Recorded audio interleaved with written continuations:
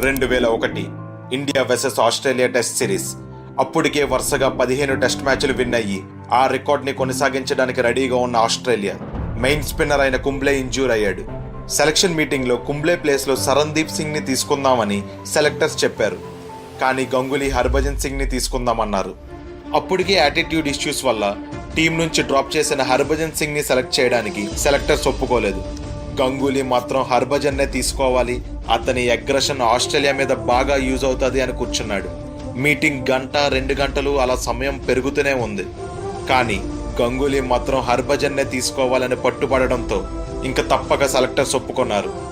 ఈ 3 టెస్టులలో హర్భజన్ సింగ్ ఒక హ్యాట్రిక్ తీయడంతో పాటు 32 వికెట్లు తీశాడు. మిగిలిన బౌలర్స్ అంతా కలిపి 17 వికెట్లు మాత్రమే తీశారు. ఆస్ట్రేలియా 16 మ్యాచ్లు విన్నింగ్ స్ట్రీక్ని బ్రేక్ చేశారు. మొదటి మ్యాచ్ ఓడిపోయిన ఇండియా 2-1 తేడాతో టెస్ట్ సిరీస్ విన్ అయింది. టీంలోకే వద్దు అనుకున్న Harbhajan Singh man of the series award గెలిచాడు. ఇంకా అప్పటి నుంచి అతను వెనక్కి తిరిగి చూసుకోలేదు. టెస్ట్లలో 417 వికెట్లు తీసి లెజెండ్ అయ్యాడు. ఇప్పుడు జనరేషన్ వాళ్ళకి దాదా కోసం తెలియకపోవచ్చు, కానీ అతను ప్లేయర్స్ కోసం నిలబడడం వల్ల ఎంతో మంది ప్లేయర్స్ స్టార్స్ అయ్యారు, లెజెండ్స్ అయ్యారు.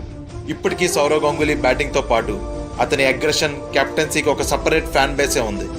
మీలో ఎంతమంది సౌరవ్ గంగూలీ ఫ్యాన్స్ ఉన్నారు? కామెంట్ చేసి చెప్పండి.